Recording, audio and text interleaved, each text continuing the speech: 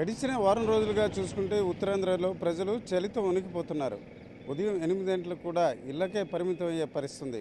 కేవలం మైదాన ప్రాంతంలోనే కాక గిరిజన ప్రాంతాల్లో చూస్తే పరిస్థితి అత్యంత దారుణంగా ఉంది. ఉదయం 10 గంటలకు కూడా ప్రజలు బయటికి రాలేకపోతున్నారు. మధ్యాహ్నం 12 గంటల వరకు కూడా గిరిజన ప్రాంతాల్లో కొన్ని ప్రాంతాల్లో చూసుకుంటే భానుడి జాడ తెలియని పరిస్థితుంది. ఈరోజు విశాఖలో చూసుకుంటే అత్యల్ప ఉష్ణోగ్రతలు నమోదవుతున్నాయి. వేరు ప్రాంతాల్లో చూసుకుంటే ఈ కనిష్ట ఉష్ణోగ్రతలు ఎన్నడూ లేని విధంగా నమోదైనట్టు వాతావరణ శాఖ అంచనాను బట్టి తెలుస్తుంది.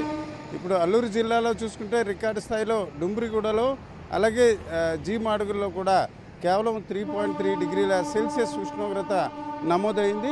అలాగే అరకులో కూడా అదే పరిస్థితి ఉంది. ఇక ముంచుంగుపుట్టు, లంబసింగి, చింతపల్లి లాంటి ప్రాంతాల్లో కూడా ఇదే రకంగా ఉష్ణోగ్రతలు నమోదవుతున్నాయి.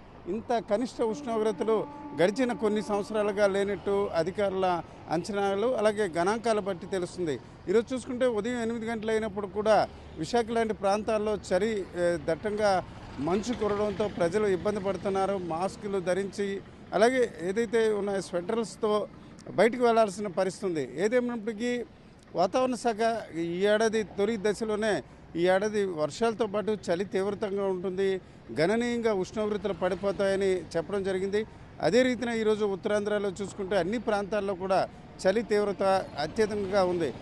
వాస్తవానికి చూసుకుంటే సాగర్ తీర ప్రాంతాల్లో కాస్త ఉష్ణోగ్రతలు కొంత ఎక్కువగా ఉండాల్సిన పరిస్థితి ఉన్నప్పుడు కూడా విశాఖలో ఎన్నడూ లేని విధంగా ఈరోజు కనిష్ట ఉష్ణోగ్రతలు నమోదవుతున్నాయి. ఈరోజు చూడండి, మనం విశాఖలోని కంచెరపాలెం అనే ప్రాంతంలో ఉన్నాం. ఇక్కడ ఫ్లైఓవర్ నుంచి చూస్తే విశాఖ మొత్తం కూడా ఉదయం 8 గంటలు అయినప్పుడు కూడా మంచు తెరలతో కమ్మేసిన పరిస్థితి ఉంది.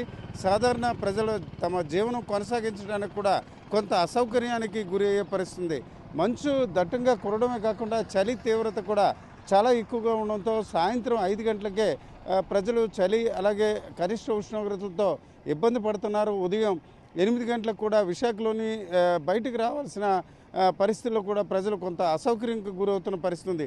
ఈ దశలో ఉష్ణోగ్రతలు మరింత తగ్గిపోతాయని వాతావరణ శాఖ చెప్తుంది. ఈరోజు చూసుకుంటే డిసెంబర్ 3వ వారంలోనే ఈ రకంగానే పరిస్థితి ఉంది. ఇక రానున్న కాలంలో అంటే సహజంగా చూసుకుంటే డిసెంబర్ ఆఖరు అలాగే జనవరి మొదటి వారంలో మరింత తక్కువగా ఉష్ణోగ్రతలు నమోదయ్యే అవకాశం ఉంది. ఇక ఆంధ్ర కాశ్మీర్గా చెప్పుకునే లంబసింగిలో పరిస్థితి అత్యంత అల్పంగా ఉష్ణోగ్రతలు నమోదవడే కాకుండా ఆ ప్రాంతంలో చూసుకుంటే నీరు కూడా మంచు మాదిరిగా గడ్డకడుతుంది. మనం 2 రోజుల క్రితం చూసాం జీమాడుగులో అలాగే ముంచుకుపుట్టులో చూసుకుంటే బకెట్లు అలాగే ఇతర ప్రాంతాల్లో ఉంచిన నీరు కూడా గడ్డకట్టిన పరిస్థితి. ఇలాంటి పరిస్థితి గతంలో అంటే దాదాపు 10 ఏళ్ల క్రితం ఆ రకంగా చూసాం. ఇప్పుడు ఎన్నడూ చూడలేదని స్థానిక గిరిజనులు చెప్తున్నారు. ఏదేమైనప్పటికీ ఈ ఏడాది మంచు తీవ్రత చలి కారణంగా ప్రజలు ఇబ్బంది పడుతున్నారు. వాతావరణ శాఖ మరో వారం రోజుల పాటు ఇదే రకంగా వాతావరణం ఉంటుంది కాబట్టి ప్రజలు కొంత అప్రమత్తంగా ఉండాలి. అత్యవసర పరిస్థితుల్లో మాత్రమే తెల్లవారుజామున అలాగే రాత్రి బయటికి రావాలని చెప్తున్నారు. అట్లాగే ఏదైతే సైనస్ అలాగే ఇతర శ్వాసకోశ సంబంధిత వ్యాధులతో బాధపడుతున్న ప్రజలు అప్రమత్తంగా ఉండాలి. వృద్ధులు, చిన్నారుల ఆరోగ్యం పట్ల కొంత జాగ్రత్తలు పాటించాలని ఇప్పటికే ఆరోగ్య శాఖ చెప్పిన పరిస్థితుంది. ఏదేమైనప్పటికీ గడిచిన కాలంలో చూసుకుంటే ఎన్నడూ లేని విధంగా కనిష్ట ఉష్ణోగ్రతలు నమోదవడంతో ఉత్తరాంధ్ర ప్రజలు ఇబ్బంది పడుతున్నారు. ఇదే పరిస్థితి ఉమ్మడి ఆంధ్రప్రదేశ్లోని ఆదిలాబాద్ జిల్లాలో కూడా ఉంటుందని వాతావరణ శాఖ అంచనాలు వేస్తుంది. ఆదిలాబాద్లో కూడా ఈరోజు చూసుకుంటే కనిష్ట ఉష్ణోగ్రతలు నమోదవడంతో తెలంగాణ ప్రజలు కూడా ఇబ్బంది పడుతున్న వాతావరణం కనిపిస్తుంది.